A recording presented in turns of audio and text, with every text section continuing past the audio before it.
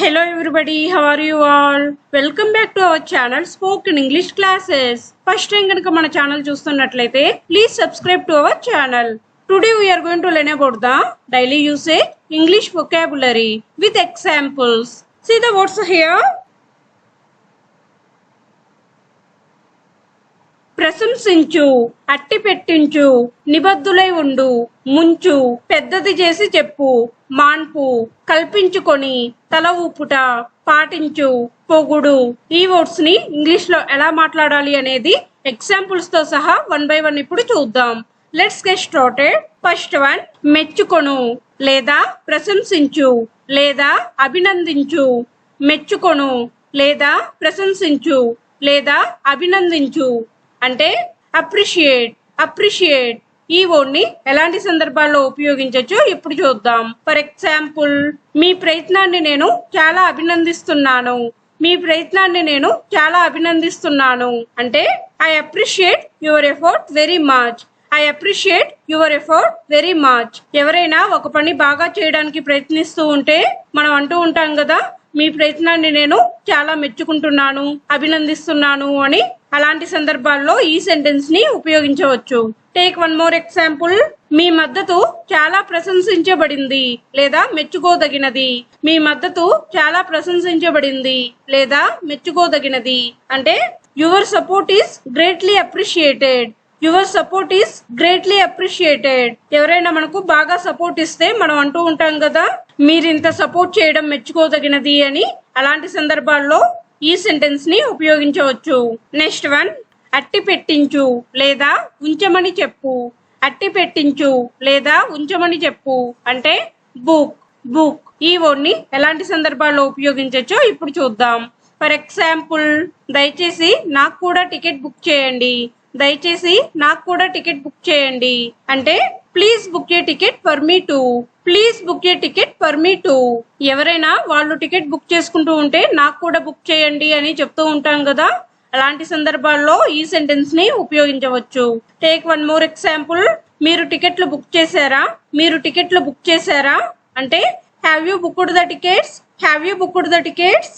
ఎవరినైనా మనం మీరు టికెట్స్ బుక్ చేశారా అని అడుగుతూ ఉంటాం కదా, అలాంటి సందర్భాల్లో ఈ సెంటెన్స్ ని ఉపయోగించవచ్చు. నెక్స్ట్ వన్, చేయు లేదా నిబద్ధులై ఉండు. చేయు లేదా నిబద్ధులై ఉండు అంటే కమిట్. ఈ వర్డ్ ని ఎలాంటి సందర్భాల్లో ఉపయోగించవచ్చో ఇప్పుడు చూద్దాం. ఫర్ ఎగ్జాంపుల్, ఒకసారి నేను కమిట్ అయితే ఖచ్చితంగా చేస్తాను. ఒకసారి నేను కమిట్ అయితే ఖచ్చితంగా చేస్తాను అంటే once I commit I will definitely do it.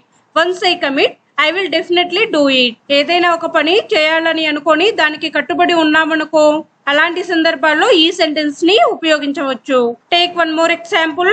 నేను ఆ పని చేయడానికి కట్టుబడి ఉన్నాను. నేను ఆ పని చేయడానికి కట్టుబడి ఉన్నాను అంటే I committed to doing that work. I committed to doing that work. ఎవరైనా మనకు ఒక వర్క్ చెప్తే నేను ఇంకో వర్క్ చేయడానికి కట్టుబడి ఉన్నాను అని చెప్తూ ఉంటాం కదా, అలాంటి సందర్భాల్లో ఈ సెంటెన్స్ ని ఉపయోగించవచ్చు.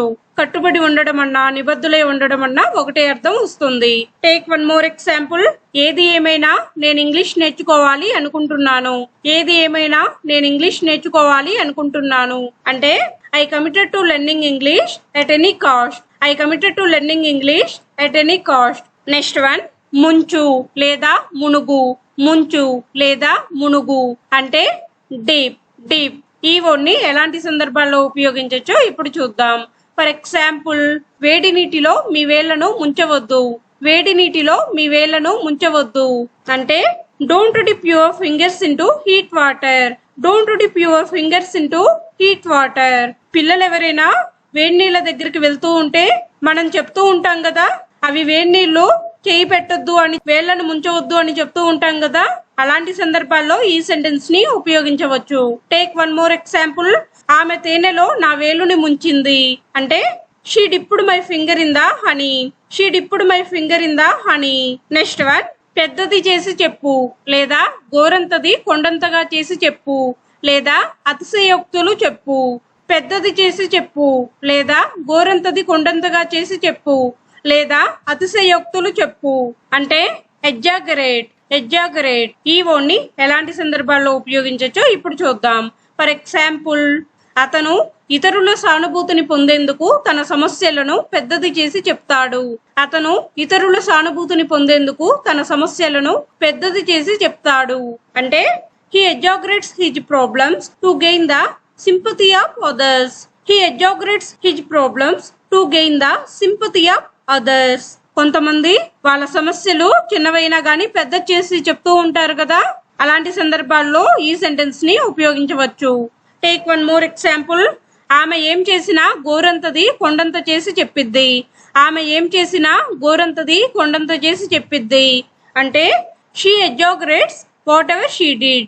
She exaggerates whatever she did. ఎవరైనా ఒక పనిని కొంచెం చేసి చాలా చేశాను అని చెప్తూ ఉంటారు కదా, అలాంటి సందర్భాల్లో ఈ సెంటెన్స్ ని ఉపయోగించవచ్చు.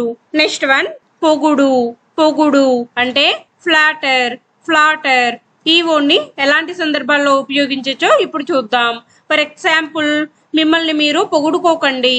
మిమ్మల్ని మీరు పొగుడుకోకండి అంటే don't flatter your self. Don't flatter your self. కొంతమంది వాళ్ళకు వాళ్ళే పొగుడుకుంటూ ఉంటారు కదా, అప్పుడు పక్కన వాళ్ళు మిమ్మల్ని మీరు పొగుడుకోకండి అని అంటూ ఉంటారు కదా, అలాంటి సందర్భాల్లో ఈ సెంటెన్స్ ని ఉపయోగించవచ్చు.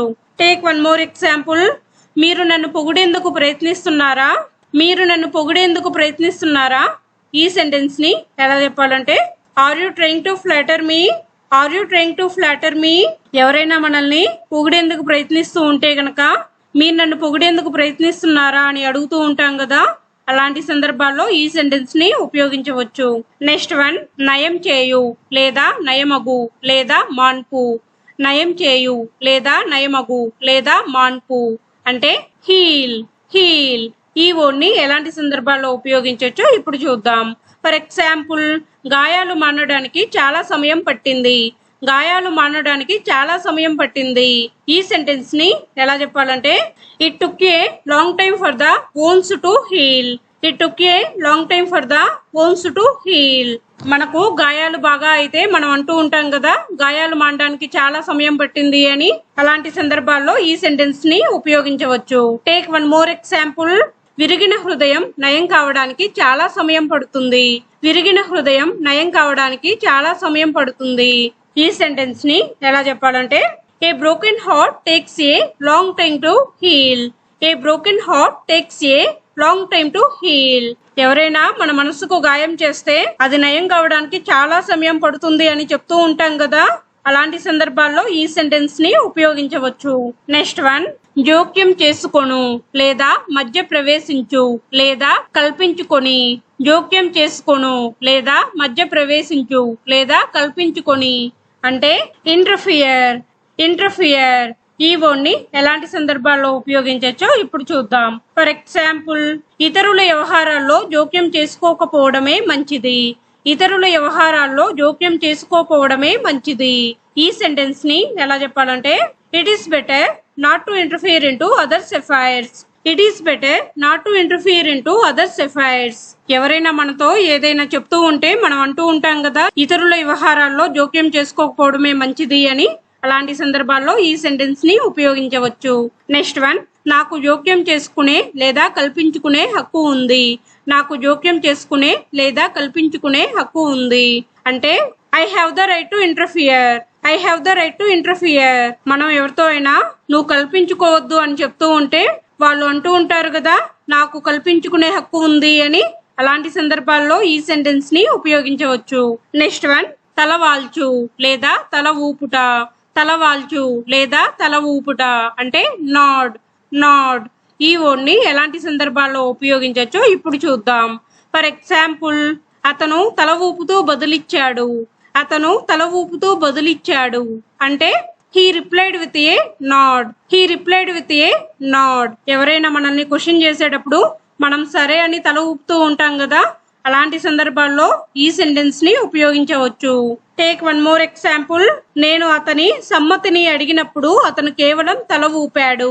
నేను అతని సమ్మతిని అడిగినప్పుడు అతను కేవలం తల ఊపాడు అంటే he just nodded when I asked his consent. He just nodded when I asked his consent. ఎవరినైనా మనం ఒపీనియన్ ని గాని అనుమతిని గాని అడిగినప్పుడు నోటితో రిప్లై ఇవ్వకుండా జస్ట్ తల ఊపుతూ ఉంటారు కదా, అలాంటి సందర్భాల్లో ఈ సెంటెన్స్ ని ఉపయోగించవచ్చు. నెక్స్ట్ వన్, చెప్పినట్టు చేయు లేదా ఒప్పుకొను లేదా విధేయగా ఉండు లేదా పాటించు. చెప్పినట్టు చేయు లేదా ఒప్పుకొను లేదా విధేయగా ఉండు లేదా పాటించు అంటే ఒబే. ఒబే ఈ వర్డ్ని ఎలాంటి సందర్భాల్లో ఉపయోగించవచ్చో ఇప్పుడు చూద్దాం. ఫర్ ఎగ్జాంపుల్, నేను ఎప్పుడు మా అమ్మ చెప్పినట్టు చేస్తాను. నేను ఎప్పుడు మా అమ్మ చెప్పినట్టు చేస్తాను అంటే I always obey my mother's words. I always obey my mother's words. మనం ఎప్పుడు చెప్తూ ఉంటాం కదా, నేను మా అమ్మ చెప్పినట్టే చేస్తాను, నేను మా అమ్మ చెప్పినట్టే పాటిస్తాను అని. అలాంటి సందర్భాల్లో ఈ సెంటెన్స్ ని ఉపయోగించవచ్చు. Take one more example. మీరు ప్రశ్నించకుండా ఆమె చెప్పినట్లు చేయండి. మీరు ప్రశ్నించకుండా ఆమె చెప్పినట్టు చేయండి. ఈ సెంటెన్స్ ని ఎలా చెప్పాలంటే you must obey her without question. You must obey her without question. మనం ఎప్పుడు అంటూ ఉంటాం కదా, ఇంకో మాట మాట్లాడకుండా ఆమె చెప్పినట్లు చేయండి, అతను చెప్పినట్లు చేయండి అని. అలాంటి సందర్భాల్లో ఈ సెంటెన్స్ ని ఉపయోగించవచ్చు. That's it for today. If you like the video, please like, share and subscribe to my channel for more videos. We will meet in next class. Thank you. Keep learning.